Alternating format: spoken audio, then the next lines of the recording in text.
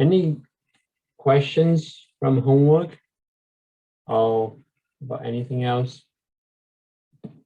I have some information about the quiz that we're going to take this coming Thursday. I'll say that in a second, but let me open the chat box.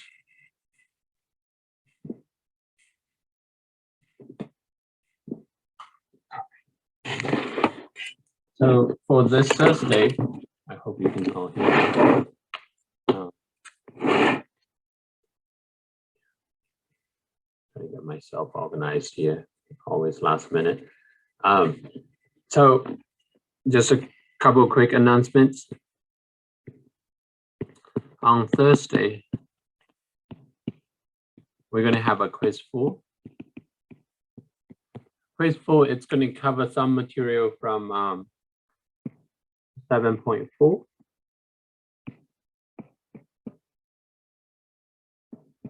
That we haven't got, that we haven't put on the assessment yet. I think it's like the second half of 7.4, but generally just review 7.4.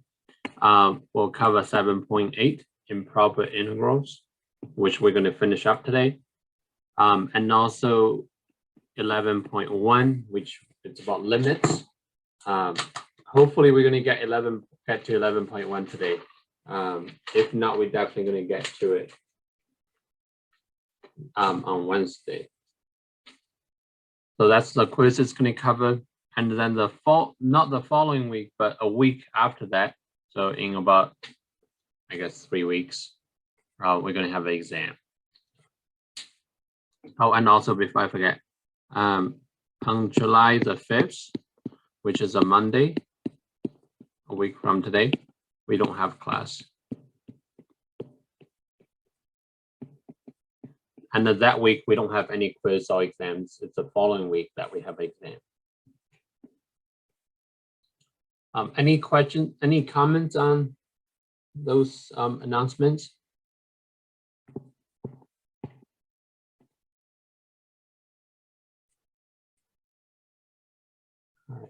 All right. So that's that. There was one homework that Sam brought up. It was it's a question that I thought it was easy when I picked it, but then it ended up to be more difficult. I already took it out of the homework, so if you haven't started the homework yet, you're fine. So that was a question in 5A.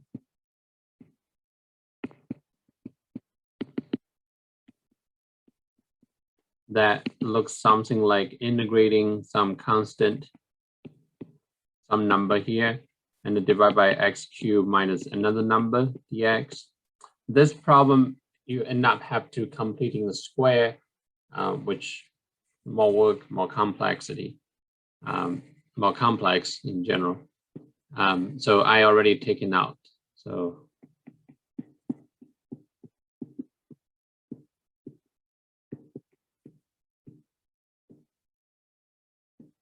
if you are interested in knowing how to solve that question, that specific question, you saw it before, and we can talk about it. But if you haven't seen it, it's not in the homework.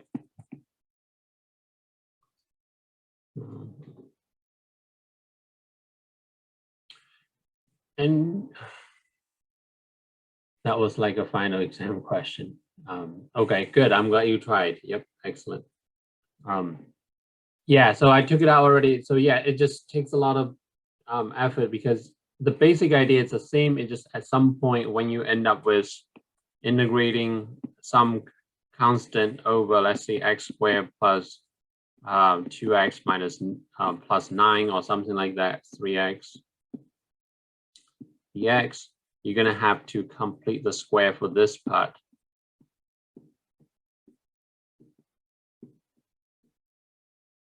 And then turn it into something like 1 over maybe x plus 3/2 squared plus a number or minus a number, doesn't matter. And then you have to use u-substitution for the parentheses part. And then you have to treat it as like an x squared plus a squared case. and then use trig substitution. So I took it out already, but I'm glad that some of you tried. It's a good struggle. Good. Any other comments or questions before we move on?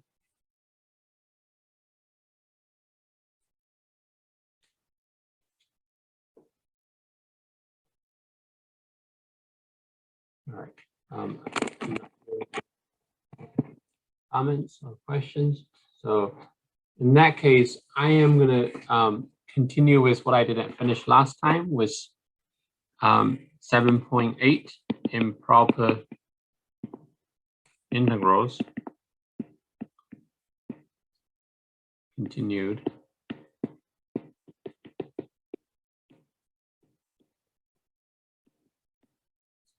So last time we were looking at the first case, the first type that has infinite boundaries, right? The interval that we integrate over from A to B, instead of being finite numbers, we integrate from a constant A to infinity or negative infinity to a constant A.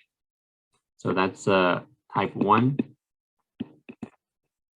has an infinite interval. So we're integrating from a constant to infinity, or from a f of x dx, obviously, negative infinity to b, or just from negative infinity to infinity.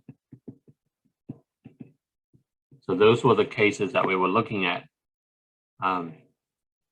But today I'm going to go over the second type, type 2, has infinite discontinuity.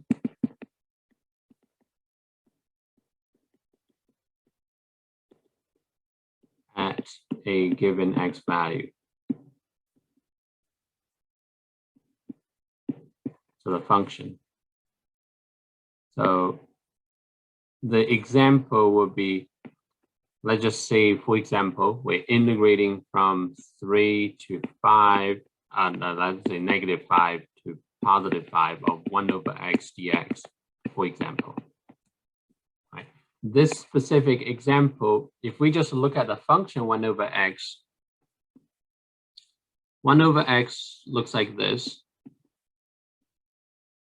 But if we look in the interval from -5 to +5, we have in the middle this infinite discontinuity here.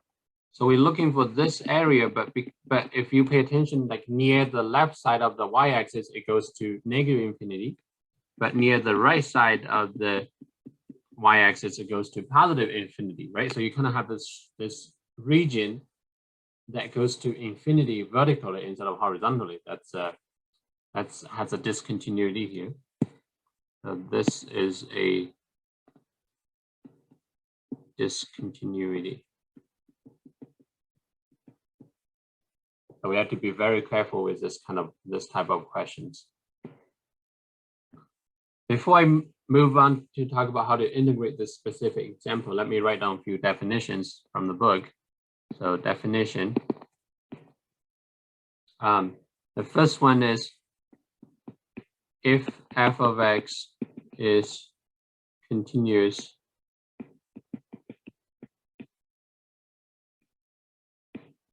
on the interval, closed interval A, but open interval B, and discontinuous at B,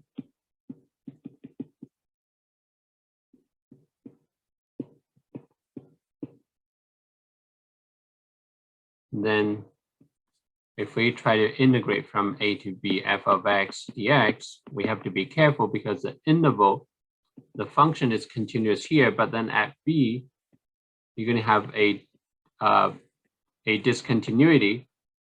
So the function might look like this. Let me draw it this way. It might look like this. This at B there, it goes to negative infinity, for example. This is A. So if we want to integrate from A to B, we have to consider the infinity at B there. So if we have this case, we're going to have to use the limit definition. And then I'm going to fill in the limit part later of integrating. The B is where the discontinuity happens. So I'm going to use the T there. A stays f of x dx. And then we have to be careful with the T value. The T is going from A to a number that close to B, but it's less than B. So T is here. Right? That's where the upper bound stops. It stops at B, but we're never going to reach there because the function doesn't get there. So we're going to use the T there to replace B, the point where the discontinuity happens, and then we take the limit as T goes to B negative, the left side of B. We don't go to the right side of B. This integral is convergent if the limit exists. So if the limit,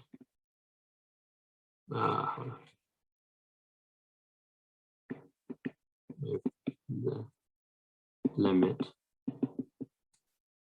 exists as a finite value.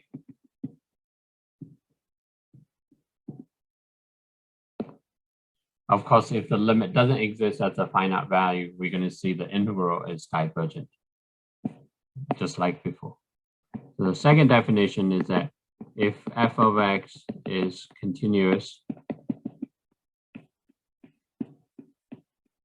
on the open interval A, the open end A, and then closed end B, and the discontinuous at A, then so this case, the discontinuity B is here, A is here. So the function has a discontinuity at A,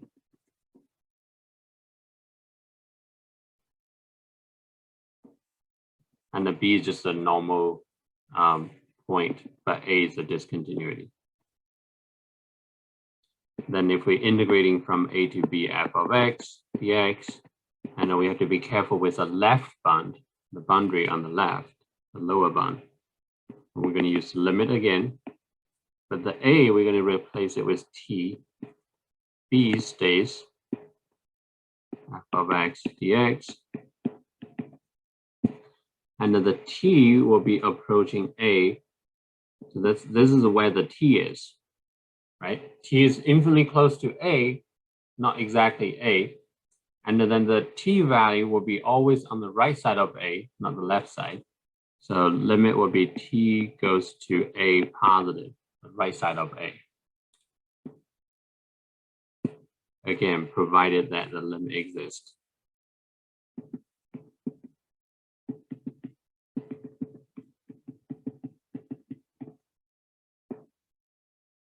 The three, let me quickly write down, then we can look at a couple of examples.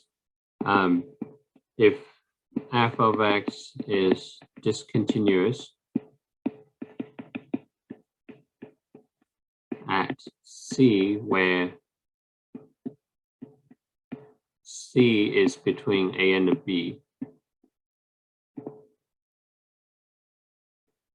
and also if both integral from A to C, f of x dx, and from C to B, f of x dx are convergent, then if we integrate from A to B f of x dx, we can break it into two integrals from A to C f of x dx, and then from C to B f of x dx. So what this says is that if somewhere you have a C between A and a B, where the discontinuity happens, for example, the graph might look like this. And if we try to integrate it, we have to break the integral into two parts. One is the part from A to C, the left side of C. The other one is the right side of C all the way to B. Right, so that's the starting point. This is, again, it's in the book. So if you don't have time to write it down, don't worry too much about it. You can always go to the book and then write them down.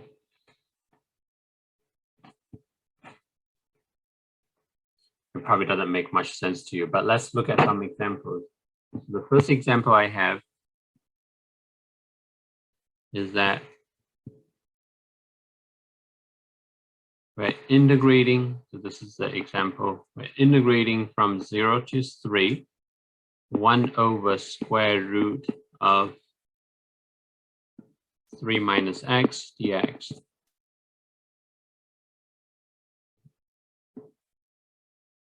So this function, if you can look at the graph, right? Or you can just sort of by inspection, looking at the function, the integrand here, look at this function in the middle. This function, let's just consider the x value. What x value can we put in there, right? What is the reasonable domain? For this function, I'm just going to use a different color on the side.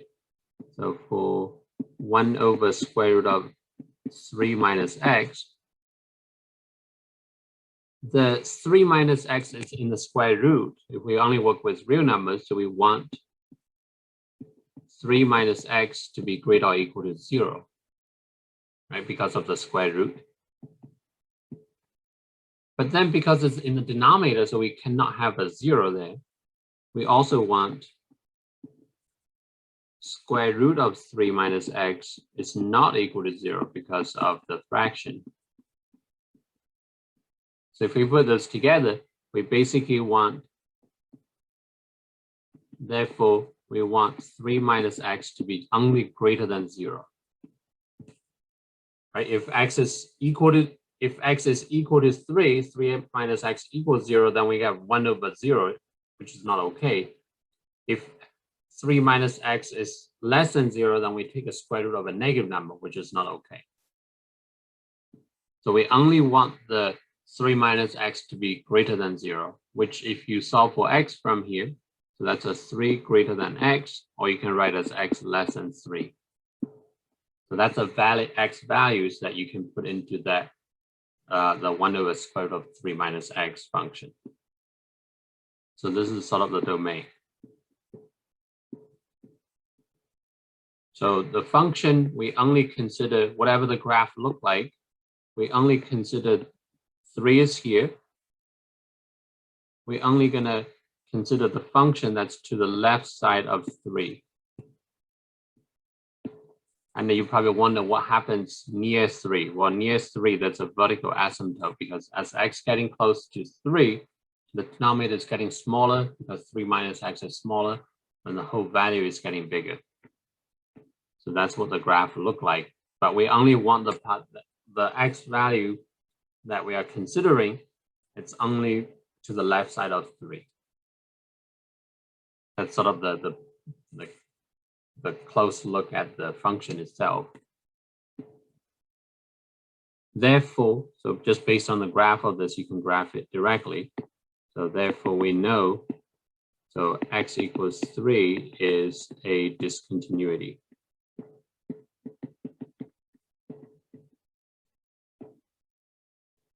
When you see integrals like this, it's important to identify the discontinuity. I would say graph might be the easiest way to figure out where the discontinuity is. Some people prefer to look for the discontinuity just by looking at the function itself. They might find it quicker that way. It depends on your experience with those graphs and those functions. But so all I did on this right side is just to figure out where the discontinuity is from 0 to 3.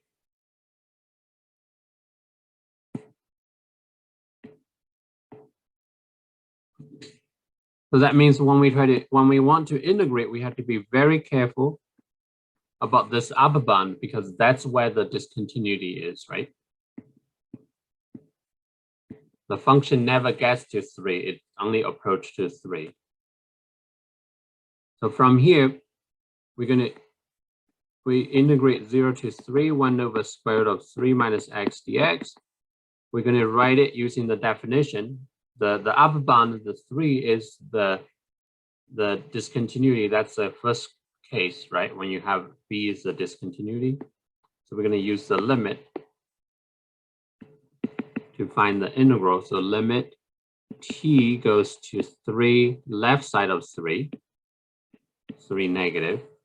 So we pick a t value to set t equals there, left side of 3.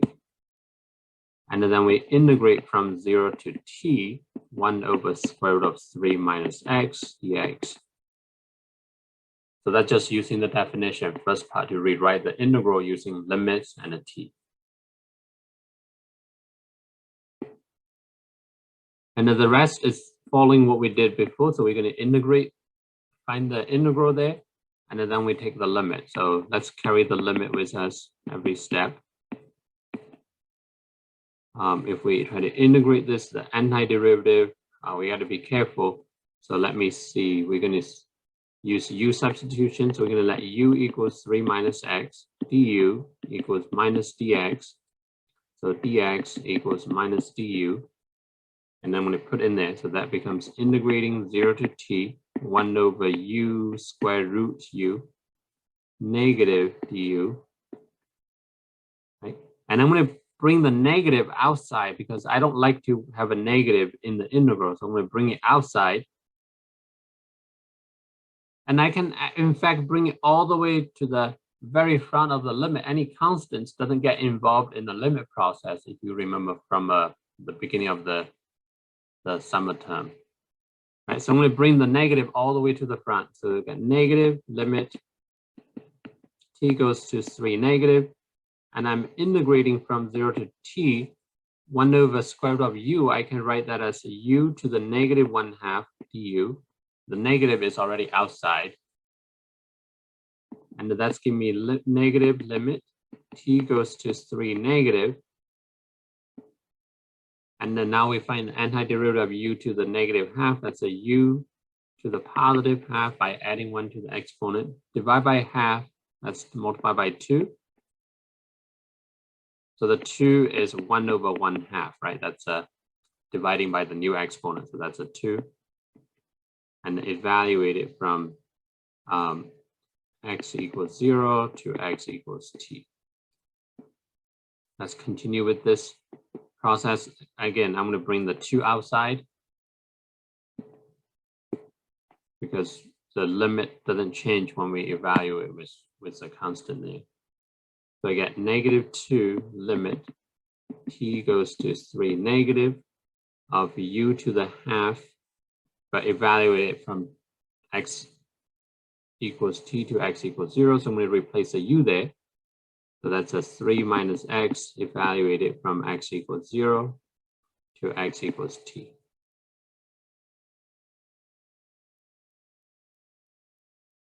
Oh, I forgot the square root. Sorry. So that's a square root.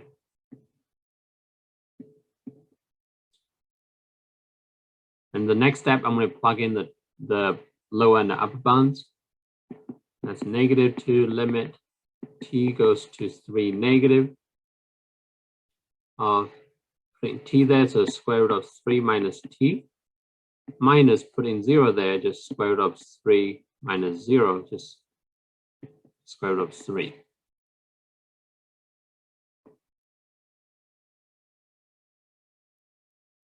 And then now we can take the limit, leave the negative 2, but if we take the limit, remember, keep in mind that t is a number we said t's a numbers here is less than 3, right? Like 2.9, right? 2.99.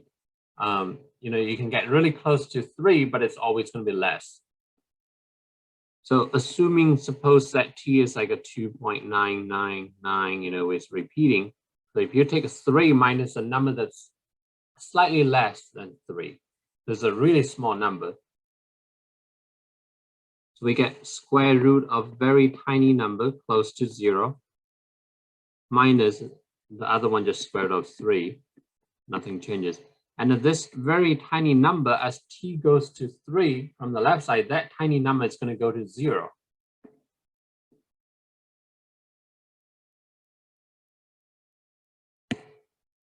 We just end up with -2 times negative, so that's a positive 2√3.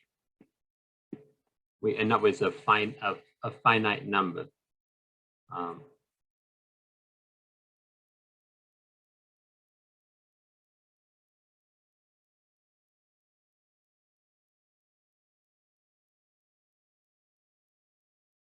So this will be the limit as well as the value for the integral. So at the end, if you want to rewrite it, you get integrating from 0 to 3, 1 over square root of 3 minus x dx. That will equal to 2√3. It's a finite value.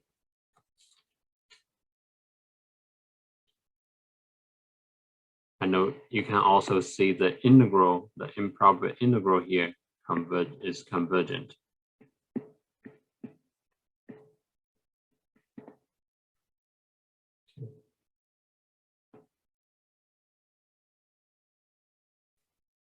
Questions on this example? It's same process we have done with the previous lecture. It's just that you have to be careful how you set up the limit and how do you set up the integral with t in it.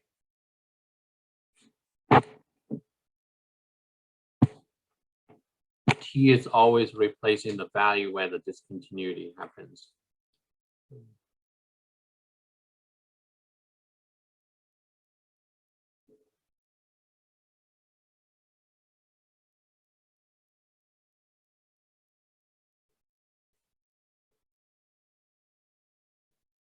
Questions?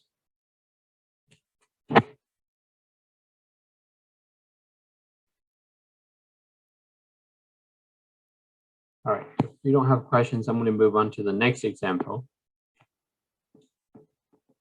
So the next example is that we're looking to integrate from -2 to 3, 1 over x cubed dx. So just like we have done before, so the first thing we're going to look at this integrand, the function in the middle. We're going to try to look at the graph, just look at the function itself, try to figure out if there's any discontinuity from -2 to 3, because that's the lower and upper bound. If you recall the graph of 1 over x cubed, it's just like 1 over x. So the graph looks like this.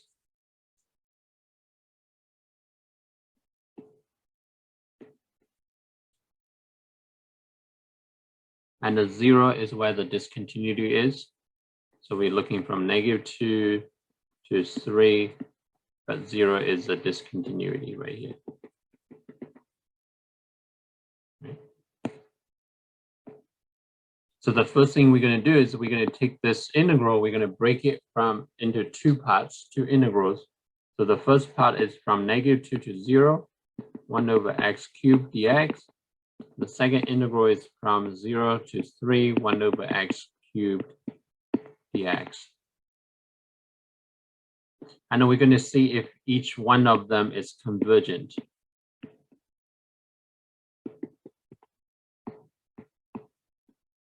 And know what the value is for the integral. Because if they're not convergent, then we cannot do this, right? So we can do, it's okay to do this if both convergent. So even if I already write them, let me rewrite it, if both are convergent. Right? So even if I already write them separately, but in the back of my mind, I'm already thinking, it's the way I'm writing it, this is really correct.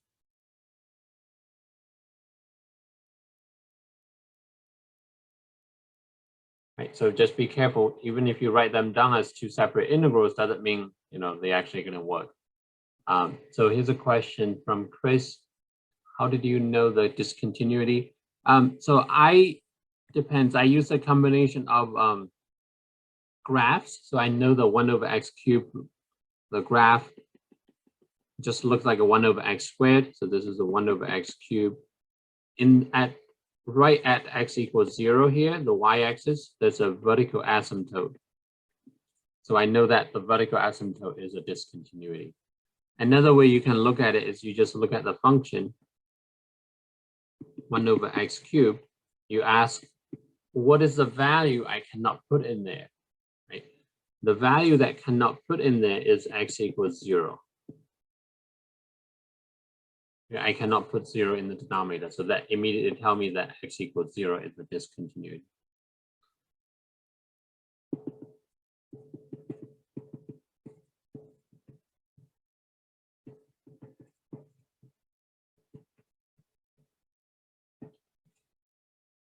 So Sam has a question, how are we supposed to know how when just reading the problem? Well, when you see a problem just like this, and you might try to integrate it immediately using a normal approach, but from now on, every time you see something in the denominator that might give you a problem with a discontinuity, then you really need to think about, can I just integrate directly, or do I have to look for some discontinuity first?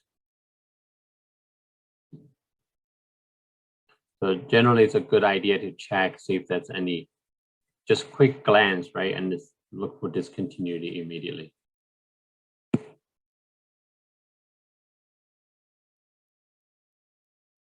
So let's focus on the one on the left. Doesn't matter which one we try to integrate first. Let's see, we want to integrate the one on the left. So focus on this.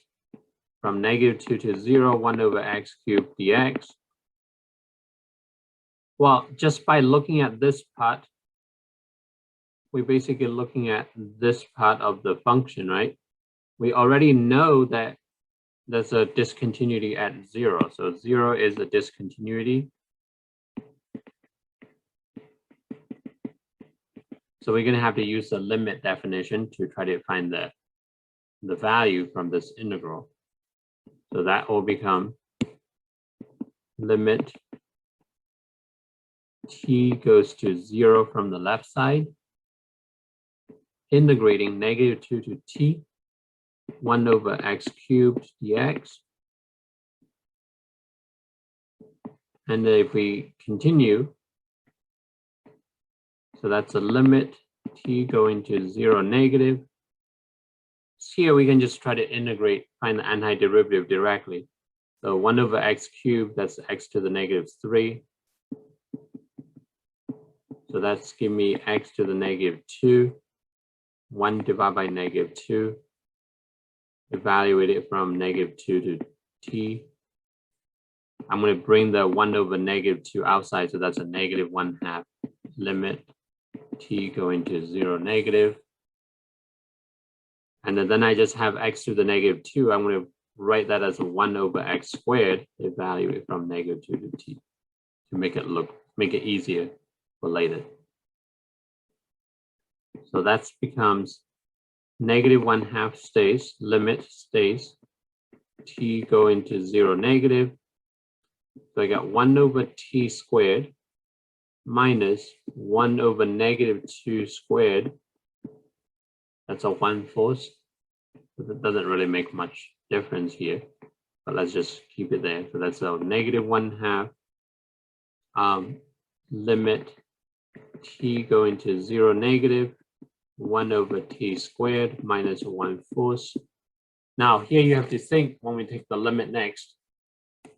So when we take the limit next, t is a number that's really, really small, close to 0, right?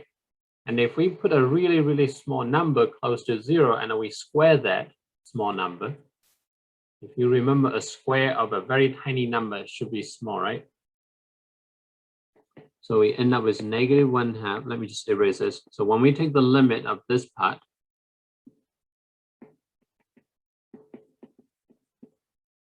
one over t squared, what do we get?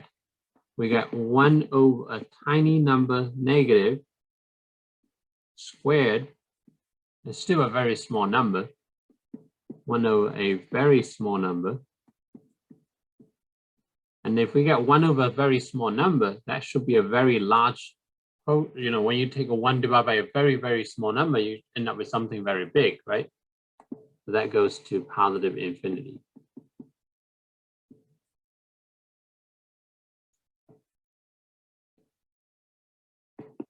And the negative 1/4, when we take the limit, it just 1/4, it doesn't change. So we get negative 1/2 times some positive infinity number minus 1/4.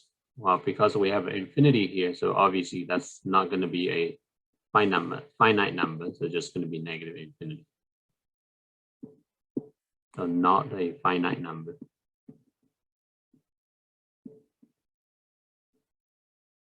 So that means when we try to integrate this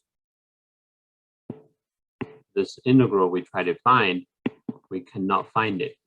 It's not convergent. Just like we had before. If we cannot find a finite value from the integral, from the limit, then we say the integral is divergent.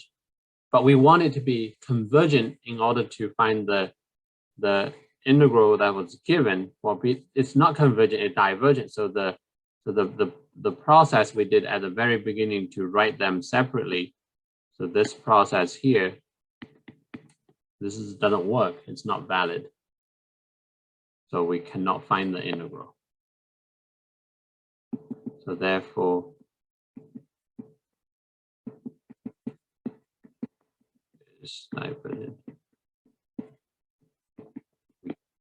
we're not going to find it.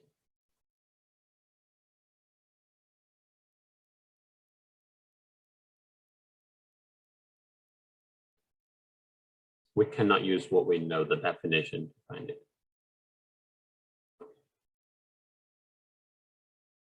We don't even have to try the other one. The other one, it's not going to be convergent neither. So if one is not convergent, then we cannot use this definition, try to find the integral.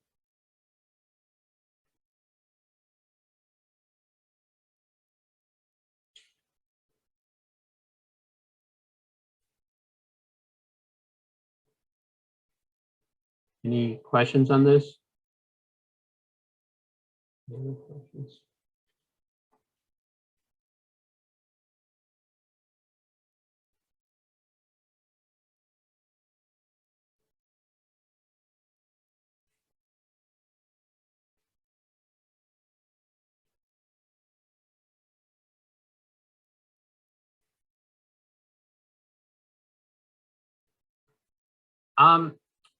It depends. It's difficult to tell from the graph, but that's a good question. Remember that was so I generally don't recommend that you try to just look at the graph, because let me just write down something quickly. Maybe that will help. That's a good question. For example, let's just see, we have some graph that this is the discontinuity. You might have a graph that, let's just see, we go from 0 to some constant, let's just say 1. Right? So let's call this f. Right? You might have, for some function f of x in this shape, you might have from 0 to 1 f of x dx, you might have this is convergent, which means that this area here from 0 to 1 is finite. But you might have some curve, it's in the same shape, you know, the curvature is similar. It might look slightly, just like slightly different from it. So this part is a little bit wider in terms of distance from the y-axis. You might have something like this. Let's call this function g of x. And integrating from 0 to 1 g of x dx, that's going to be divergent. So you could have either case. So by just looking at the graph, it doesn't help you. a good example that if you recall we did last time is that if we're integrating from 1 to infinity, 1 over x dx, this is divergent. But if we're integrating from 1 to infinity, 1 over x squared dx, that's convergent. That's a similar graph. So 1 over x and 1 over x squared are similar. One looks like this. So let's draw this. This might be like 1 over x. And the other one is something looks like that, 1 over x squared. So if you just look at the shape, it's similar, right? Just different, slightly different in terms of distance from the x-axis, different. But this area is finite. But the other one, this area, the purple, the shaded in purple, that's not finite. So it all depends. Good question.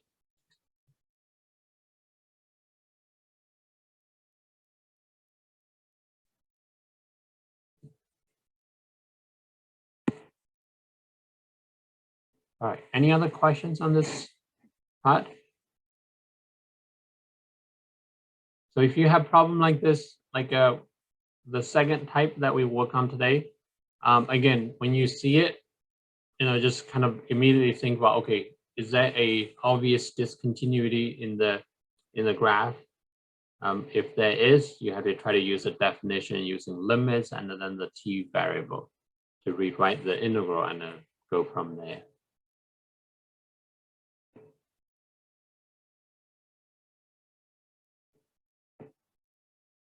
I just want to point out that in this course, in the work that we will be doing in the future, this doesn't happen a lot. It might happen, may not happen a lot, but we'll see. But make sure you kind of get comfortable with this material. What if it has a discontinuity, but the bounds aren't included in the discontinuity? Don't even worry about the discontinuity. I'm glad you brought it up. So for example, this example I had earlier, 1 over x cubed, right?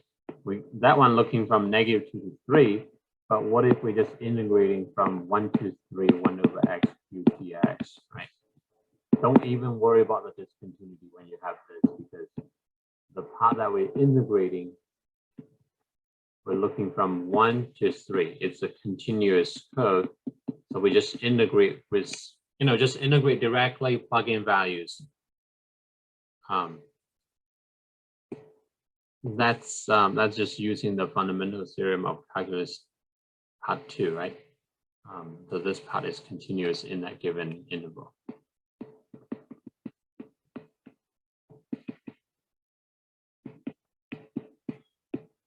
It's a good question.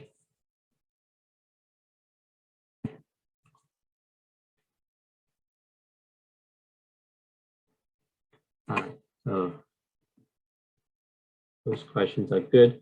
So the next thing, if you don't have any questions, I'm going to move on then. If you do, please let me know.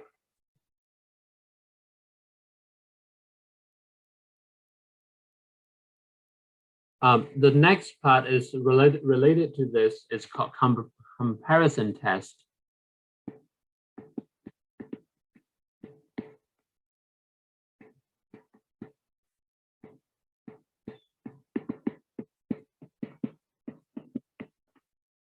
Let me write down what the test says, and then we're going to find an example to actually use it to see how it works. So suppose this is also in the book in 7.8. Let's do it in that section. Suppose f of x and g of x are continuous.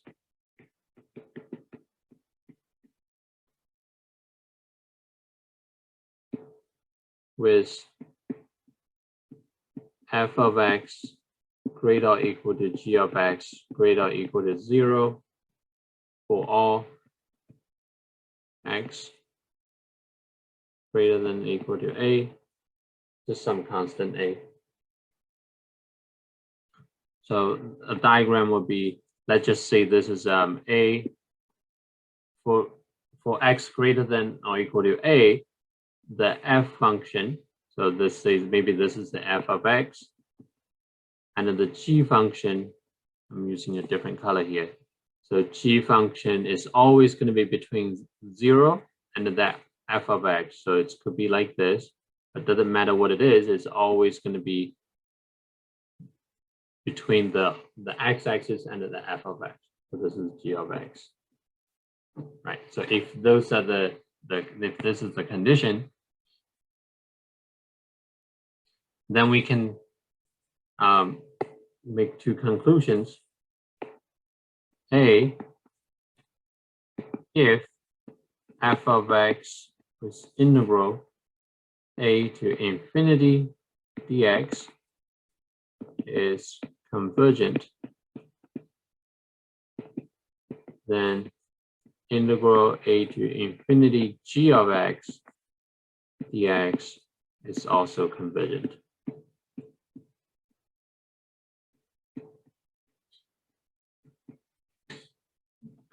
So what this says is that you can think about the area, right? So if we're looking from a to infinity, so if we look for the area beneath the f function, so that's the area. So if the integral is convergent, means the area is finite, right? As x goes to infinity, that yellow area is finite. If that area is finite, then this integral, saying that this integral basically says the area beneath this blue curve, then this area must also be finite. So if the yellow area, the yellow shaded area, if that's finite, then the green part must also be finite. That's what the two improper integral become convergent means. Which is true, right? If the bigger area is limited, it has a finite value, then the smaller area beneath it cannot go to infinity. It has to have a finite value if you think about it like just geometry, right? So that's one case. B says if integral a to infinity g of x, be careful here, so we begin with g as a condition, is divergent. You can think about the area goes to infinity underneath the g function. Then the integral from a to infinity f of x dx is also divergent.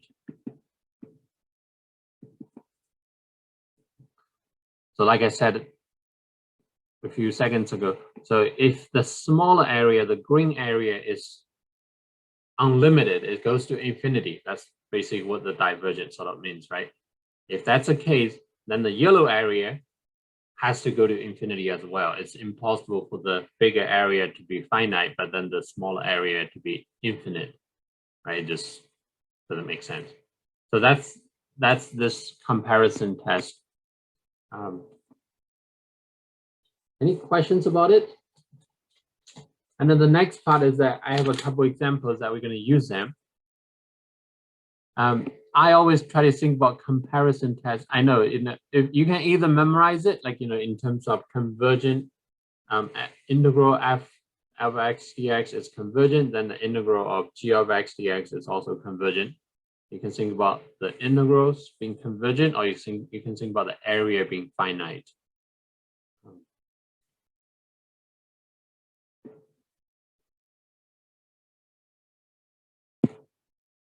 So for example, the first one is determine if integral from 2 to infinity cosine square x divided by x squared dx is convergent or divergent.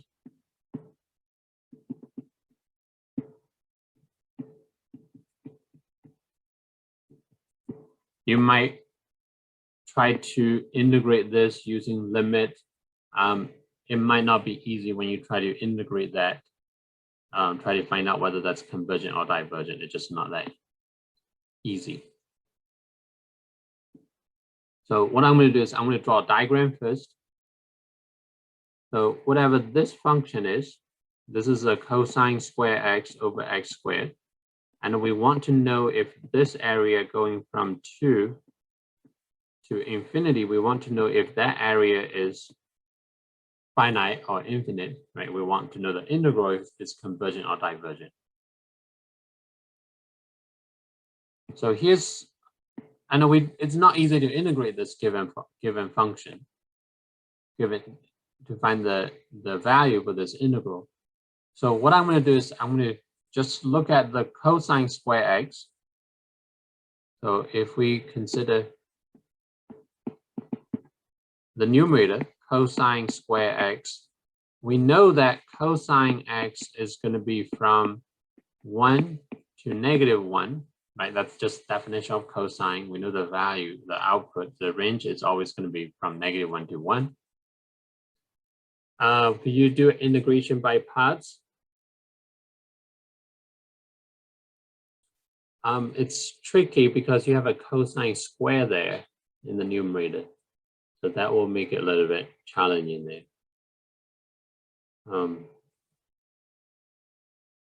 You might be able to make some progress by rewriting cosine square x as 1/2 1 plus cosine 2x, but I have not tried it yet. So let's take this a different approach. That will make it easier to decide if that's convergent or divergent. So if we square that, so cosine square x should be less than or equal to 1, greater or equal to 0. Right? If you take any number from -1 to 1, you square them, you always end up with a positive number from 0 to 1. Right? So that means cosine square x divided by x squared is going to be less than or equal to 1 over x squared, greater or equal to 0. Right?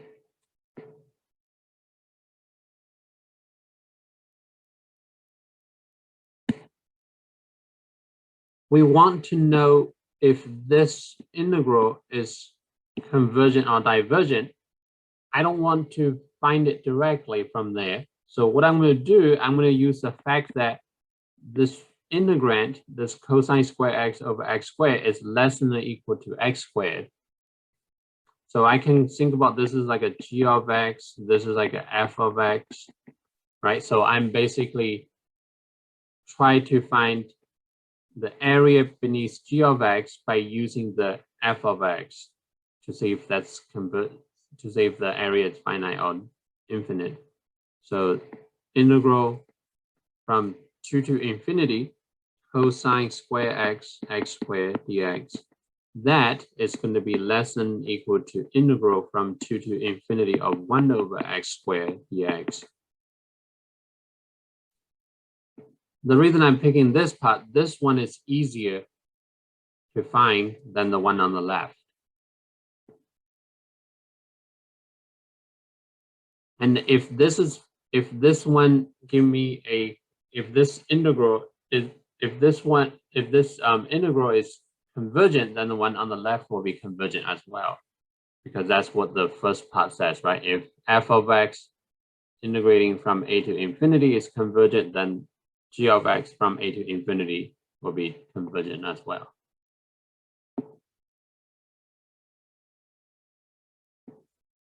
Because g is here, this is like a f, this is a 1 over x squared. It's always higher than the cosine square x over x squared. So let's find this. So let's look at this part using this material we learned last time, because this is infinity, so we have to rewrite it. So that's equals limit t goes to infinity, integrating from 2 to t 1 over x squared dx, and then that's going to equal to limit t goes to infinity. I'm just going to do it quickly. 1 over x squared give me negative x to the -1, so -1 over x from 2 to t, so that's the limit t goes to infinity of -1. I'm going to bring it outside, I don't like it there. Just 1 over x, so that's 1 over t minus 1 over 2. The -1, I put it outside. So that's a negative when I evaluate the limit as t goes to infinity, the 1 over t goes to 0. So I get -1/2. So that's just 1/2, which tells me that this integral is convergent. Therefore, the smaller integral, the integral that's smaller than this, will also be convergent. So this, the bigger integral implies the smaller integral if it's convergent. You can think about the bigger area is finite, therefore the smaller area, the one that we are looking for, is finite, even though we did not find out what it is, right? We didn't figure out the actual value for that area, but we know it's finite. We know the integral is convergent. So that's called the comparison test. You use some function that you know that's easy to integrate to determine if an integral that you want to find is finite or it's convergent or divergent.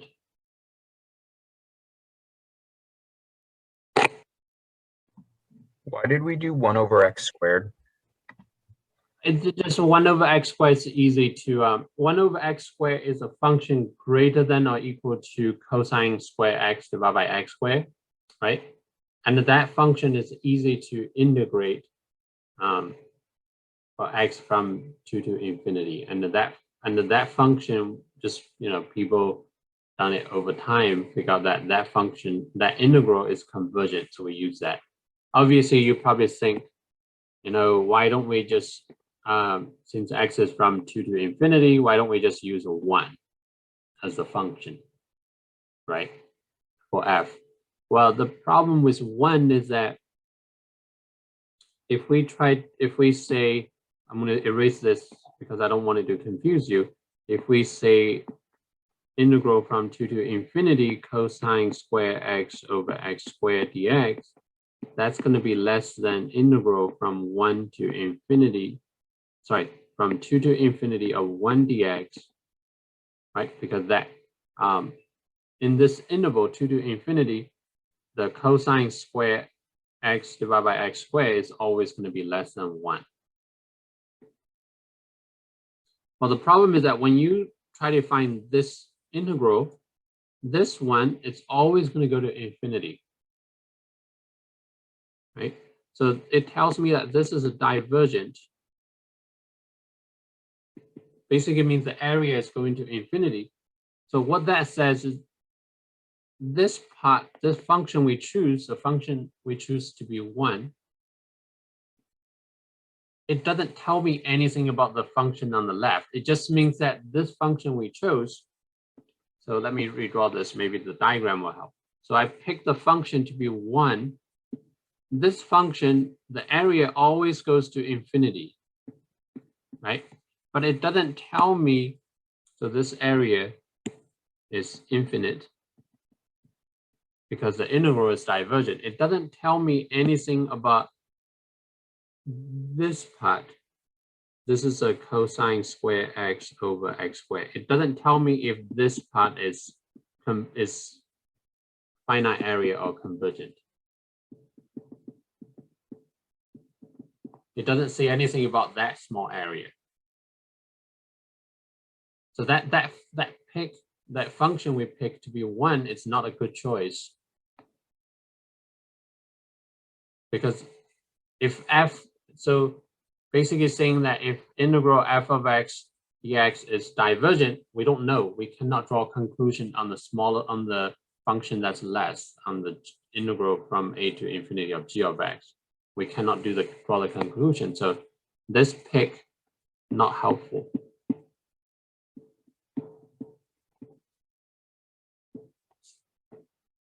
But over time, people have found out that in this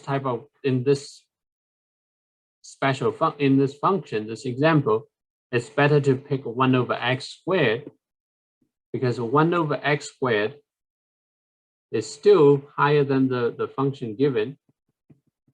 But 1 over x squared tells us that the area is finite. And therefore, any area smaller than that is always going to be finite. So the 1 over x squared is the f over x. So here we know that integral from 2 to infinity 1 over x squared dx, that's convergent. Therefore, the other one is convergent.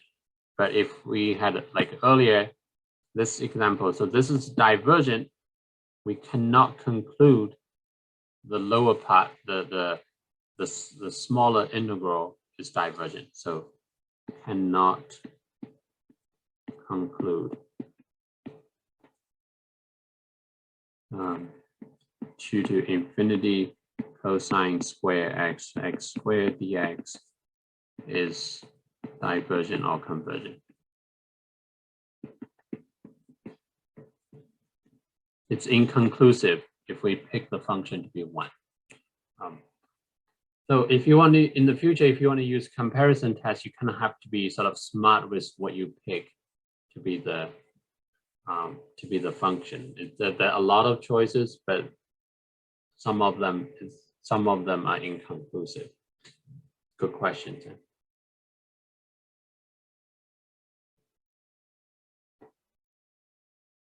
So how'd you ultimately get 1 over x cubed, or x squared, not x cubed? Say it again. How do we? How'd you get 1 over x squared from the from 0 1 to over 1? It's just using the fact that cosine square x is it's always between 0 and 1, and then so using this relationship there, and then we're just going to divide by x squared on all sides. So we get cosine square x over x squared is less than or equal to 1 over x squared. Okay, thank you. Then we just pick that function to see if it gives us the result that we want to show. And it turns out that that's a good choice, 1 over x squared. It takes practice, you know. For now, just try to work with this example or any other exercise problem I give you. Just sort of try to take in as much as possible, because it's not easy if you have never seen comparison tests before. It takes practice. You know, even I couldn't. If you give me a problem, I'll probably like sometimes struggle try to figure out which one is the function to use to make a conclusion about the integral. So don't panic yet. Just do your best. Good questions. The next example I'm going to give you is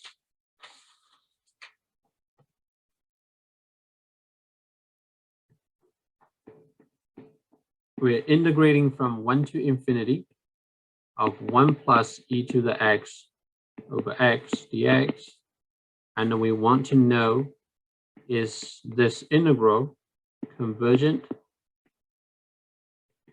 or divergent?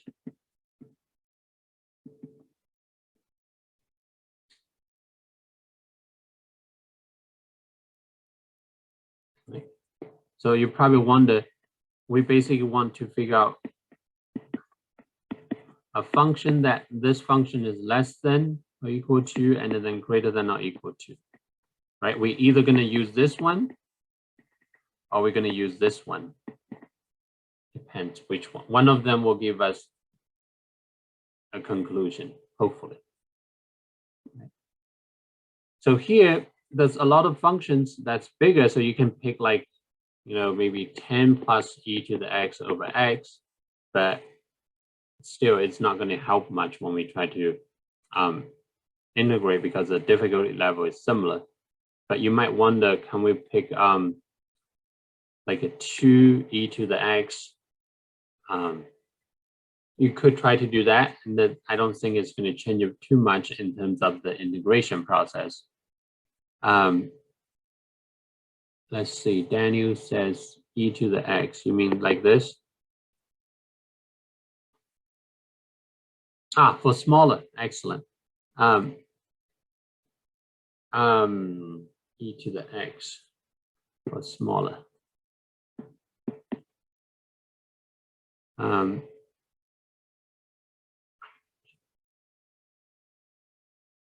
I believe that e to the x is actually greater than this. So yeah. So e to the x is greater than the fraction I'm given from 2 1/2.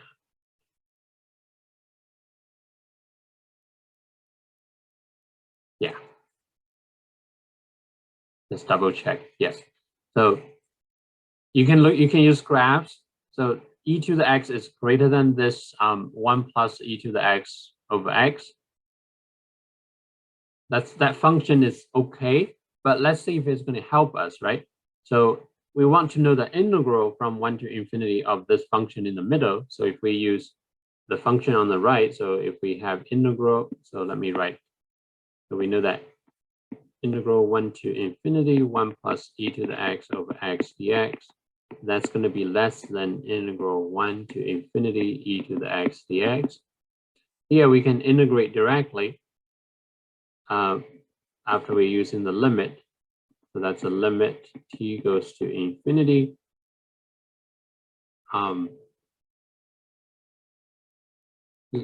Integral 1 to t e to the x dx. So that's a limit t goes to infinity, e to the x evaluated from 1 to t.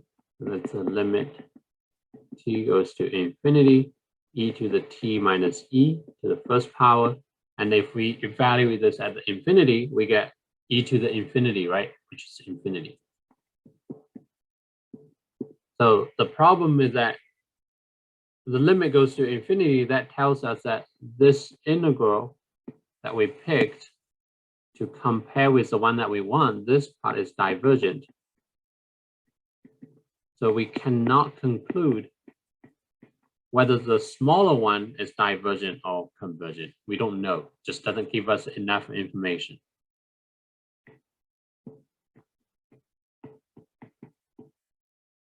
So that's not going to help. So you can try to find other functions other than e to the x, try to make it work. Sometimes it's not easy. But you can also try the smaller end, right? So if we can find this, we can try to use a function that's smaller than 1 plus e to the x over x. Anyone know which function that's smaller than this for all x value from 1 to infinity?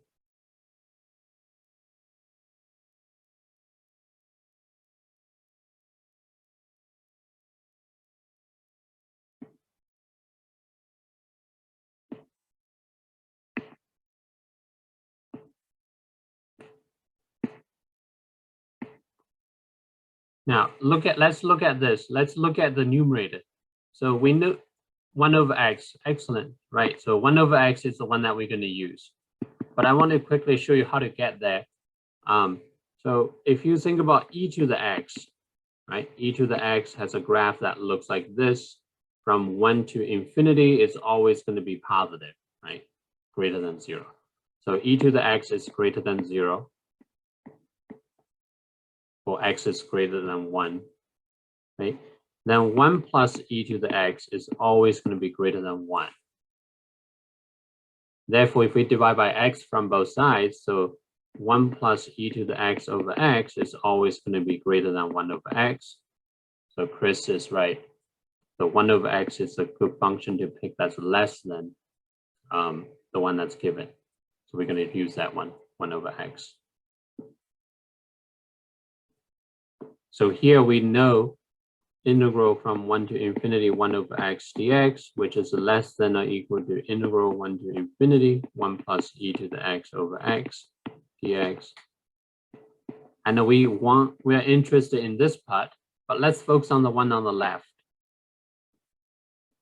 right here. That's what we're gonna focus on. So that we can write as limit t goes to infinity because we have an infinity there. So we're gonna use the exercise, the technique we did last time. And then integrating from 1 to t, 1 over x dx. This 1 over x dx, when we integrate, we get natural log. So we get limit t goes to infinity, natural log absolute value x evaluated from 1 to t.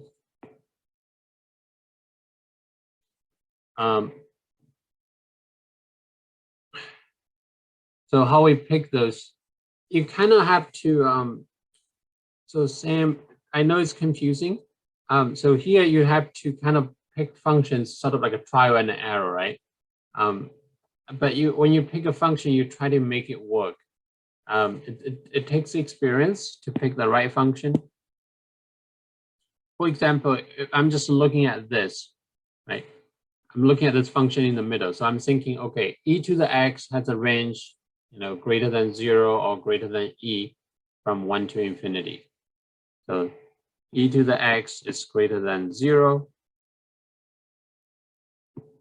And then plus 1, so that's greater than 1.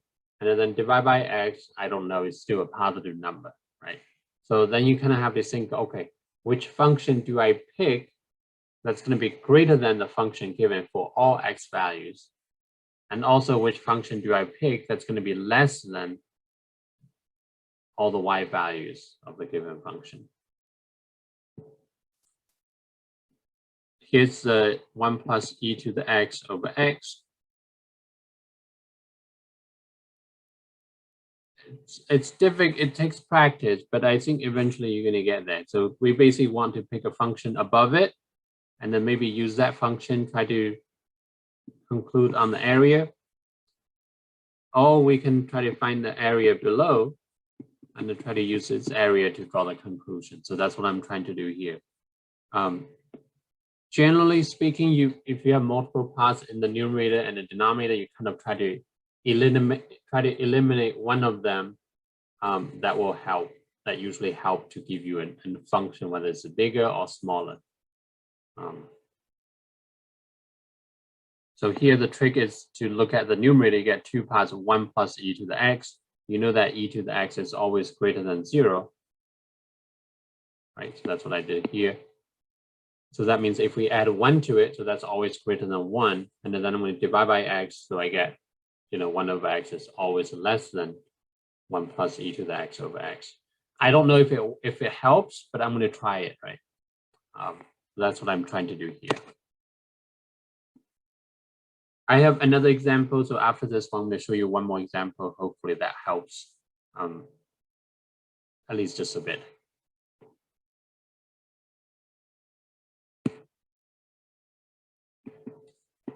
From here, so we take the limit t goes to infinity of natural log of absolute value of t, just natural log of t, since we know t is positive, minus natural log of 1, which is 0. And now if we plug in infinity into natural log, that goes to infinity. So basically from the integral on the left, the smaller integral that we picked, we know that this integral is divergent. Or you can think about that 1 over x is here, 1 over x from 1 to infinity is here. We already know the area is infinite. It's going to infinite if we increase the x value to infinity. So this is infinite area. The function that the integral that we're interested in with this function, that's higher than 1 over x. So that's here, 1 plus e to the x over x. Because of the area beneath 1 over x is infinite, therefore this bigger area has to be infinite as well. So that's what this says. If the smaller integral is divergent, then the other integral on the right will also be divergent. So that's the conclusion. So we couldn't, so earlier from the function we picked above it is divergent. We cannot draw a conclusion about the smaller one. But here, because of the smaller integral that we pick is divergent, the area below that goes to infinity, then we know that the bigger integral, the bigger area has to go to infinity as well. So that's sort of the trick of this comparison test.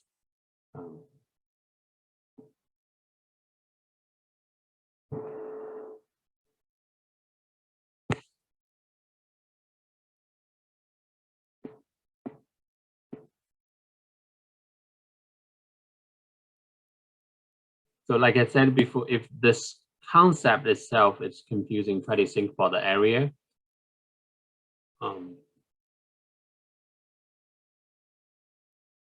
But you probably have a lot of questions about finding the correct function to compare with, the correct integral to compare with. But any questions about the idea of using this test? Like, you know, so let me go back and kind of emphasize just one more time before we move on to the next exercise. So going back to the test itself, so the integral of g of x, that's the smaller part. If that part is divergent, then the bigger one, the integral of f of x, the bigger integral, that's also divergent. That's a b. But if the bigger integral is convergent, then the smaller integral has to be convergent. That's an A. I always think about, like, you know, if I know the smaller area going to infinity, then the bigger area always goes to infinity, right? If the bigger area is finite, then the smaller area has to be finite. So those are the conclusions that you can use, the comparison that you can use. All right, let me go through another example. Maybe I'll go a little bit slower at the beginning and I'll let you tell me. So the next example, we want to know if from 3 to infinity, 1 over 1 plus e to the x dx. So is this integral convergent or divergent? Sorry, 1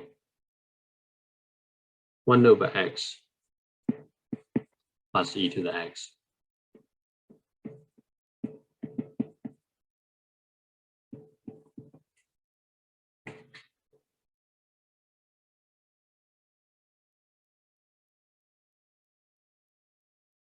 Again, so here we have this function that we're integrating. This function is, I don't think it's that easy to integrate. You might be able to integrate it somehow, but just by looking at it, I think it's a bit difficult. Because you got x, then you have e to the x in the denominator, right? So now let's take this function and let's just try to find some function either going to be smaller or bigger. Let's just work on one of them, right?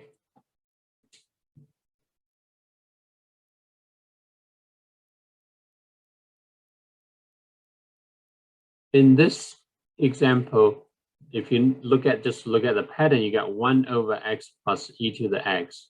You get two terms in the denominator, right? So you kind of have to think about, do I increase the denominator or do I decrease the denominator to get something bigger? Or do I increase the numerator to get something bigger?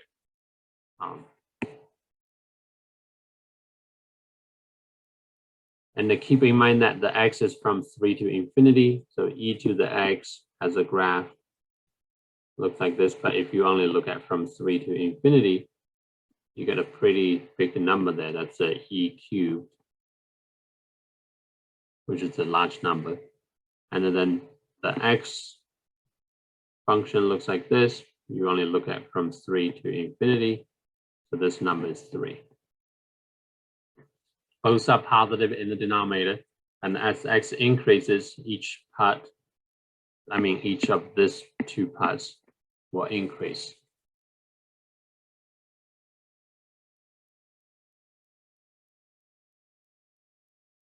So can we find a function that's bigger than the one that's given?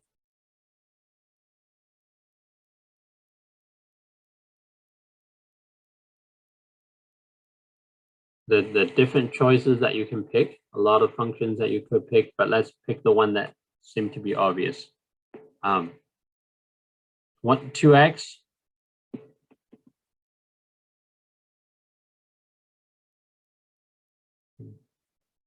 Oh, 1 over 2x. 1 over 2x plus e to the x.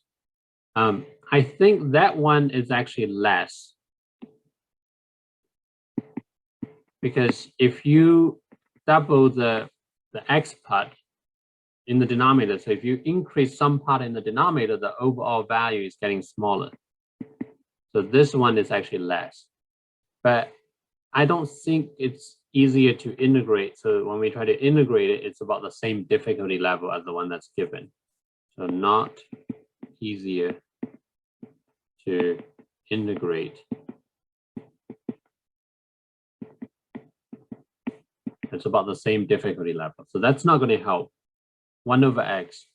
Good. So that's actually good. So it's 1 over x, but let me kind of try to explain a bit more. Hopefully will help you understand why 1 over x is bigger than the given function and it's a better choice. Well, not probably better, but it's a choice, right? So think about this on the side. Just think about 1 over 3 plus 5.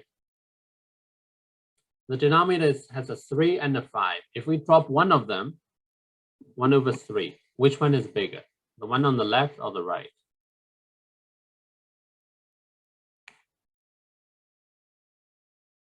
So 1 over 3 plus 5 is 1 over 8, right?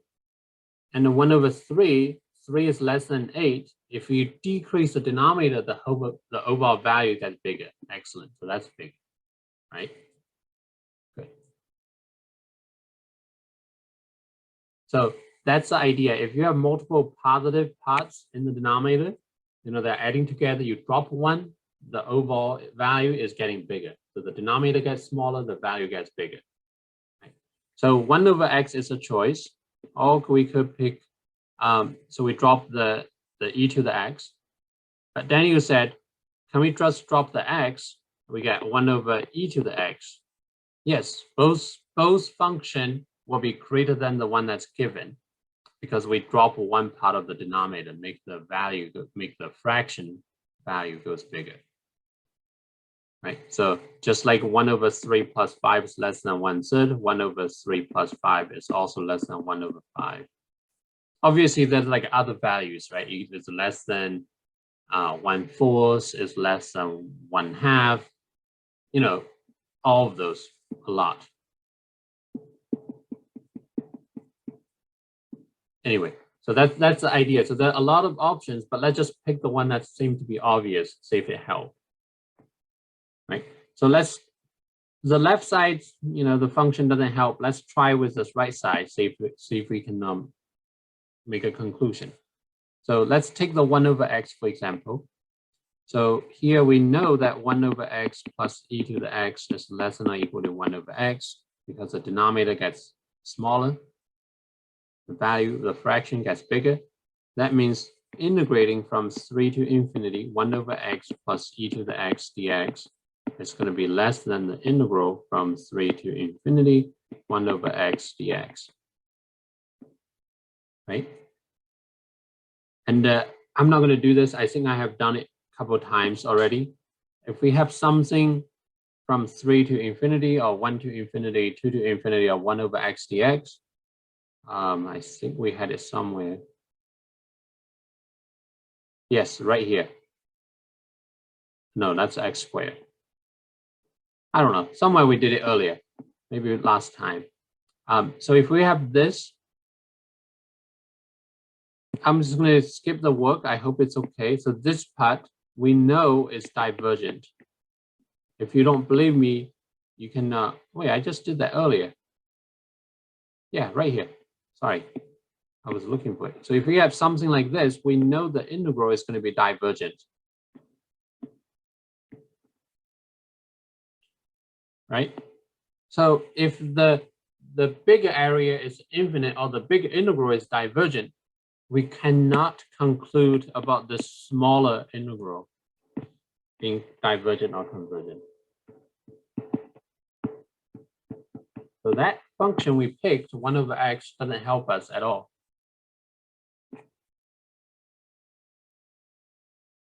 Well, what about the other? Sorry, go ahead, Aiden. But if it was convergent, would you be able to tell?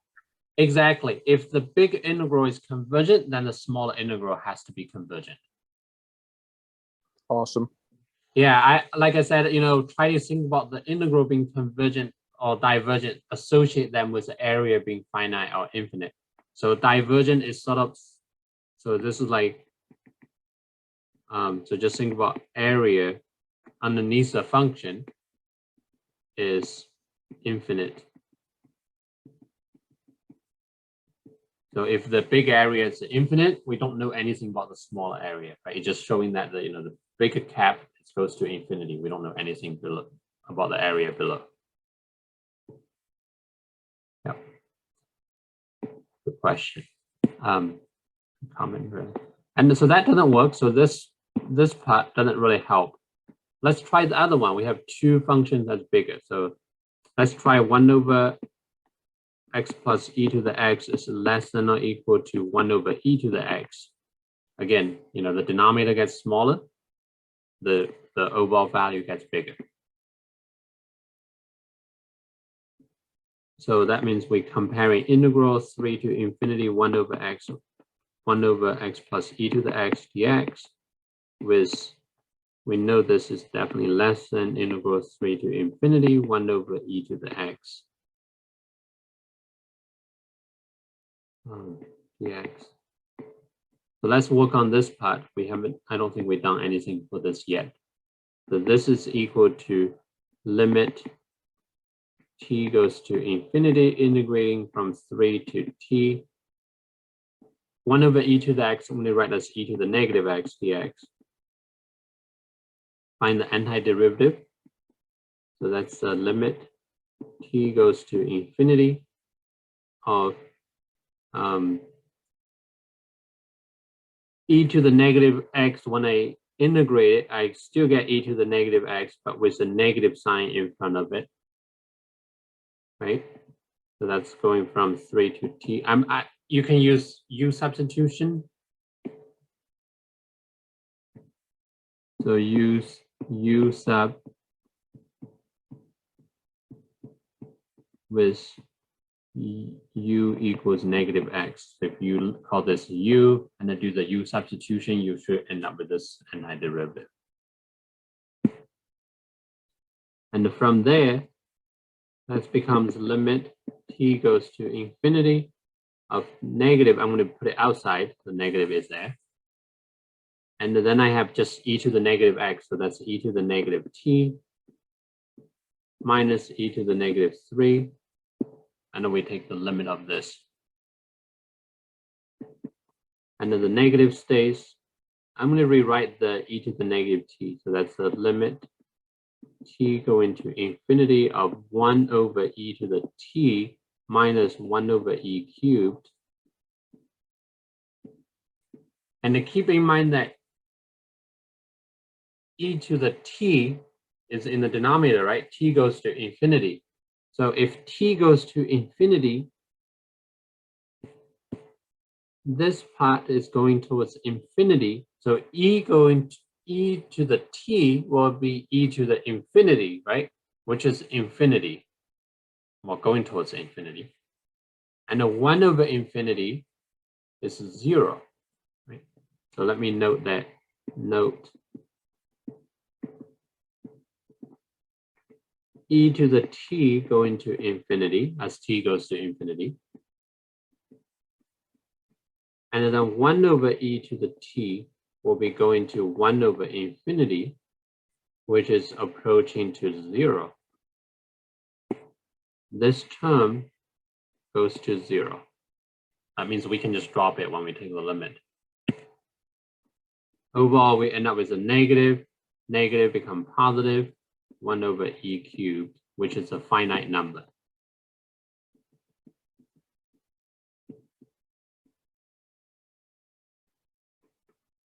So this integral that we pick using the function 1 over e to the x tell us that this integral is convergent. So this one is convergent. Therefore, the one on the left must also be convergent.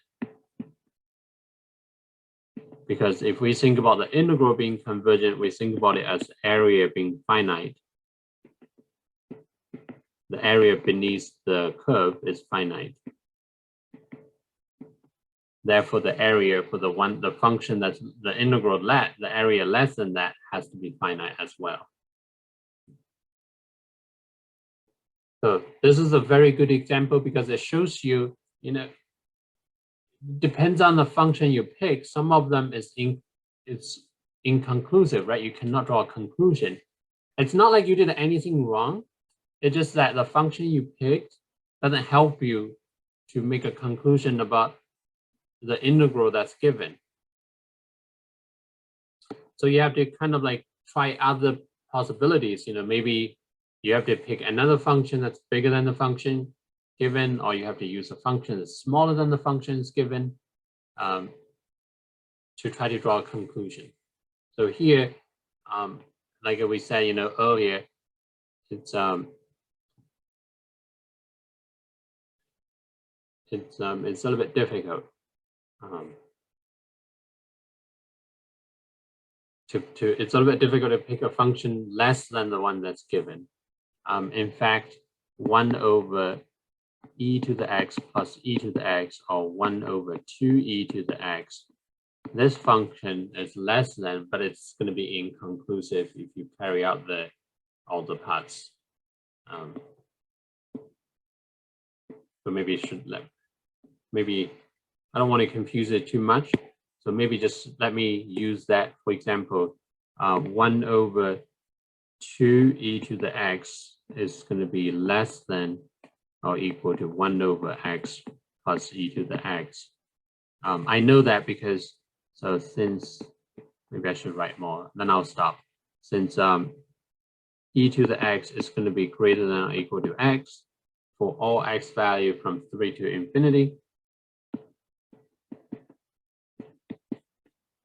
then e to the x plus e to the x is going to be greater or equal to x plus e to the x. So 1 over e to the x plus e to the x, 1 over 2e to the x is going to be less than, because the denominator gets bigger, the function value gets smaller. So integrating 1 over 2e to the x dx is going to be less than integrating 3 to infinity 1 over x e to the x dx plus, sorry. So you can figure this one. You can figure out this one very easily. You're going to end up saying that this is convergent. But if the smaller area is finite, we don't know anything about the bigger area, right? So this is inconclusive in this direction. So cannot conclude. So even if you are successful finding the function smaller than a given function, the integral you can find to be convergent, but it doesn't help us. We don't know if the bigger integral is divergent or is it convergent. It could be either one. So that doesn't help. But obviously, if you are able to find a smaller function that's divergent, then the bigger integral has to be divergent. Sorry, that's what I meant. If you are able to find a smaller integral that's divergent, then the bigger integral will be divergent. But we cannot find a smaller function to do that.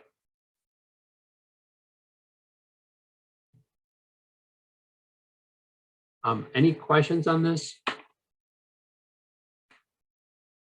It takes practice. Trust me, it's not easy. Wasn't both of the numbers we tested like above bigger than the original equation? Uh-huh. Then how did we get one as divergent and one as a finite value? Good. This is a excellent observation. So we pick two functions. One is divergent, the other one is convergent. Both are bigger than this function, right? This is sort of going back to the diagram I draw earlier. Where was it? I think it was somewhere. There was a question. Someone was like, "Oh, can we make the conclusion based on the the graph, can we conclude if something is convergent or divergent? You cannot. So maybe, so what happened is that the two cases, the 1 over x and the 1 over e to the x, let me draw them. So here you have 1 over x, and I think 1 over e to the x is similar. This is a 1 over x. This curve is 1 over e to the x. That's e to the negative x look like. And then the one that you're comparing with is, I'm just going to use a blue color. I don't know what it looks like, but I'm just going to say it looks something like this. This is a 1 over x plus e to the x. So what happened is that we're looking from 3 to infinity. The big area that underneath the 1 over x, there's a yellow part. This area, if you just keep adding more and more area as x goes to infinity, that area is going to approach infinity because of the, you can kind of think about the distance from 1 over x to the x-axis. You can think about that distance is large enough so that if you keep adding more to it, the overall value, the overall area, just going to go to infinity.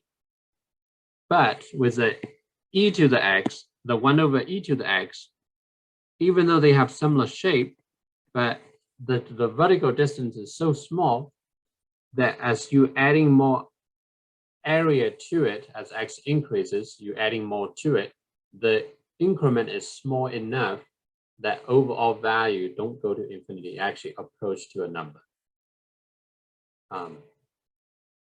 So that's why the 1 over e to the x gives us a convergent integral, but the 1 over x gives us divergent.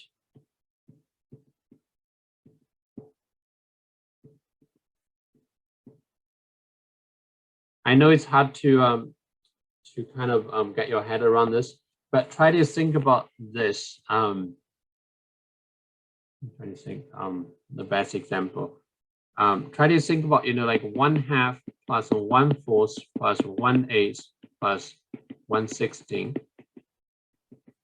This sum, if you take 1/2, you plus 1/4 to it, you probably saw the famous example. Let's say this is the two walls, you walk between them.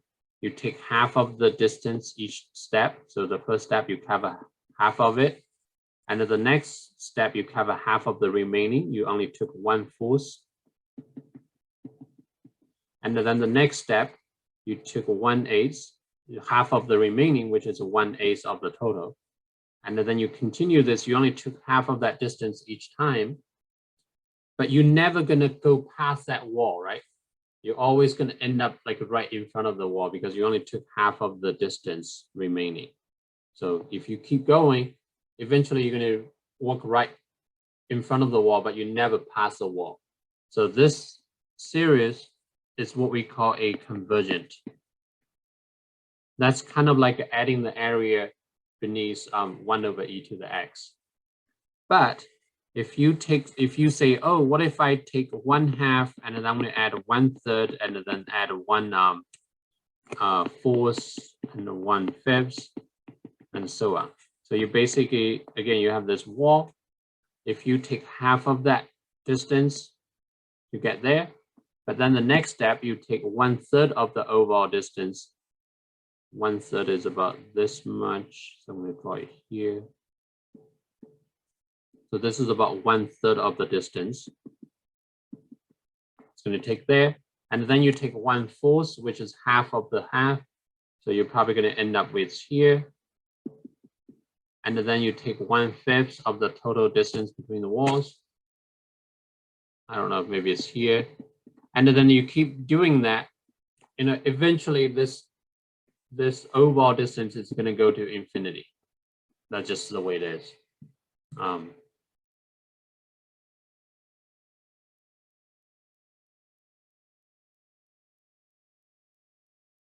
I hope that kind of helps. So yes, you have two functions, both are above it, but one is like too big that goes to give you an area that goes to infinity because the integral is divergent, so you cannot draw any conclusion. But if you pick a function big than the given function, just big enough, and then you can find the area beneath it is finite, then you can draw a conclusion about the given integral being convergent. So do you just keep testing values like above it? Or like how do you know when to stop? You kind of have to, pick a function above the given function, right? Try to do the work, see if you can make a conclusion. If not, just look around, see if you have another nice function to use that's bigger, and then try that. If that doesn't work, again, just look around, try to find another function, or maybe look at the lower end, see if you have a function smaller, to see if it works. Sometimes, you might try so hard that you just couldn't find the you couldn't find the right function to help you with this problem. You may not be able to find a function, right? This comparison test may not work for certain integrals, which is possible. It's not like it's going to work for all of them easily. You might need a different kind of testing to do in order to draw the conclusion, which we're going to talk about later, much later. So this is just one of the techniques that we use to make a conclusion about an integral being convergent or divergent. So Sam has a question. So if we cannot find it, then we need to then find a second function, take the integral of that, and if that doesn't work, then we can say it's divergent. No. You try to look from the smaller end. At some point, you cannot, you try all you can and you just couldn't get anything to work. You might just say, I just say, I tried, and we probably need more information on other techniques to make it work.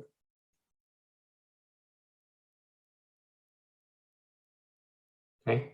Like I said earlier, even when I come across these problems, it's not like I'm looking at it and then know immediately like what function to pick. But there's also tricks, right? Like this example, the denominator has multiple parts. So you drop one part, that will give you a function to use. You drop another part, that will be a function to use. The earlier function that we had, that numerator has multiple parts, right? In this case, when the numerator has a lot of parts there, and they are all positive, so that means if we drop one, we actually end up with something smaller. So it's good to use smaller functions there to try to draw a conclusion. It may not help too much if you try to find a function that's bigger, but at least try it, right? And see how it goes.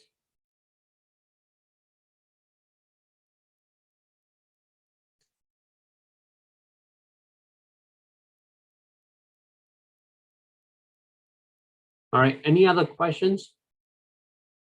I want to tell you that, even if we put something like this on a quiz, we're not going to give you some weird example that, you try so hard that you just couldn't find the correct function to complete that problem. We'll probably give you something that's like more straightforward on this, so that it's manageable, right? Because this kind of questions are not designed to, complete in a fixed amount of time if you haven't seen it before.